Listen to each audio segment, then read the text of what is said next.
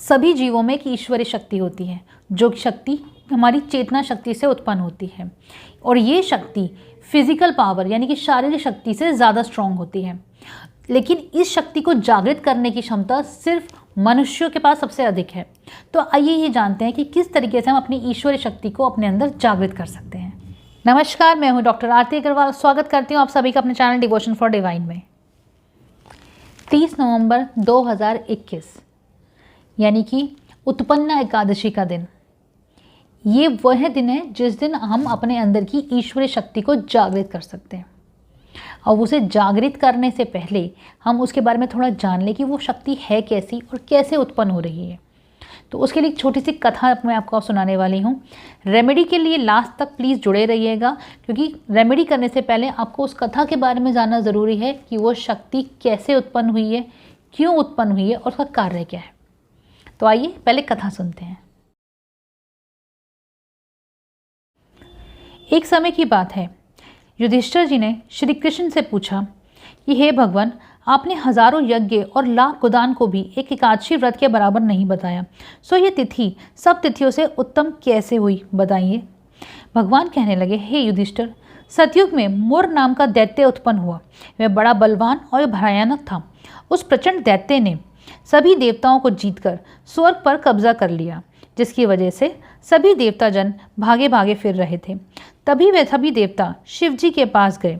शिव जी ने उन्हें परामर्श दिया कि वह भगवान विष्णु के पास जाएं, जो कि भक्तों के दुखों का नाश करने वाले हैं। उसके पश्चात सभी देवतागण विष्णु जी के पास गए क्षीर सागर में। विष्णु जी के पास जाने के बाद उन्होंने अपना सारा हाल सुनाया कि दैत्यों ने हमको जीतकर स्वर्ग से भ्रष्ट कर दिया है और हम सब देवता इधर उधर भागे भागे फिर रहे हैं।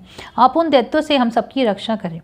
इंद्र के ऐसे वचन सुनकर भगवान विष्णु कहने लगे कि हे इंद्र, ऐसी मायावी दैत्य कौन है जिसने सब देवताओं को जीत लिया? उसका नाम क्या है? उसमें कितना बल है और किसके आश्रय में है? तब उसका स्थान कहाँ है? यह सब मुझसे कहो। भगवान के ऐसा वचन सुनकर इंद्र बोले, प्राचीन समय में एक नाड़ी जंघ नामक एक राक्षस था।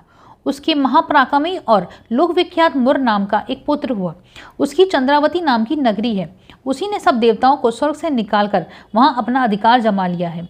उसने इंद्र, अग्नि, वरुण, यम, वायु, ईश, चंद्रमा, नेत्र आदि सबके स्थान पर अधिकार कर लिया है। सूर्य बनकर स्वयं ही प्रकाश करता है, स्वयं ही मेघ बन बैठा है और सबसे अजय है। हे असुर निकंदन, उस दुष्ट को मारकर देवताओं को अजय बनाइए। ये वचन सुनकर भगवान ने कहा, हे देवताओं, मैं शीघ्र ही उसका संहार करूंगा। तुम चंद्रावती नगरी जाओ। इस प्रकार कहकर भगवान सहित सभी देवताओं ने चंद्रावती नगरी की और प्रस्थान किया। उस समय दैत्य मुरसेना सहित युद्ध भूमि में गरज रहा था। उसकी भयानक गर्जना सुनकर सभी देवता भय के मारे चारों दिशाओं में भागने लगे।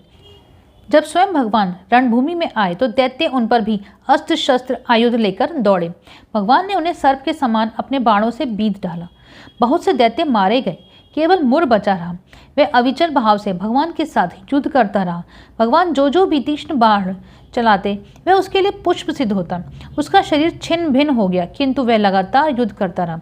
दोनों के बीच मल्लयुद्ध भी हुआ। 10,000 वर्ष तक उनका युद्ध चलता रहा, किंतु मुर नहीं मरा। थककर भगवान बद्रिकाश्रम चले गए। बद्रिकाश्रम बद्रीनाथ नाम का ही नाम है। वहाँ हेमवती नामक सुंदर गुफा थी।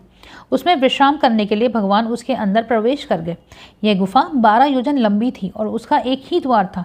विष्णु भगवान वहाँ योग निद्रा की गोद में सो गए। मोर भी पीछे पीछे आ गया और भगवान को सोया देखकर मारने को उद्यत हुआ। तभी भगवान के शरीर से उज्जवल कांतिमय रूप वाली देवी प्रकट हुई। देवी ने राक्षस मुर को ललकारा, युद्ध किया और उसे तत्काल मौत के घाट उतार दिया। श्री हरि जब योग निद्रा की गोद से उठे तो सब बातों को जानकर उस देवी से कहा कि आपका जन्म एकादशी के दिन हुआ है, अतः आप उत्पन्ना एकादशी के नाम से पूजित होंगी। आपके भक्त वही होंगे जो मेरे भक्त हों। तो ये है एक छोटी सी कथा। तो इस कथा से आपको क्या समझ में आया? एक छोटा सा सार कि आपके अंदर कोई भी बुरी शक्ति का वास हो या किसी तरीके की कोई नेगेटिविटी आपके अंदर है तो उसे समाप्त करने का दिन आज का है, यानी कि 30 नवंबर 2021 उत्पन्ना एकादशी।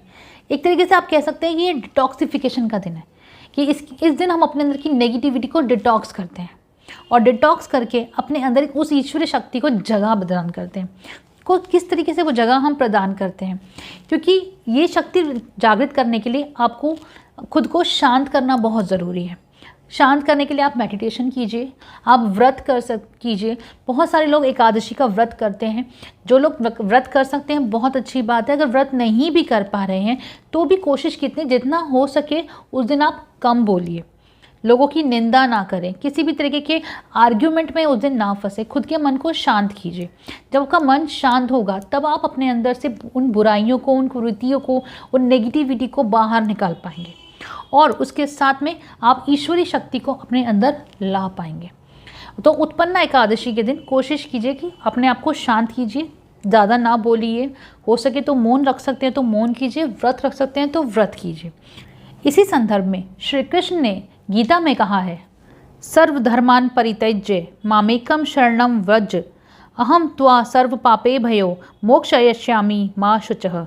अर्थात सब धर्मों का परित्याग करके तुम एक मेरी ही शरण में आओ, मैं तुम्हें समस्त पापों से मुक्त कर दूंगा, तुम शोक मत करो।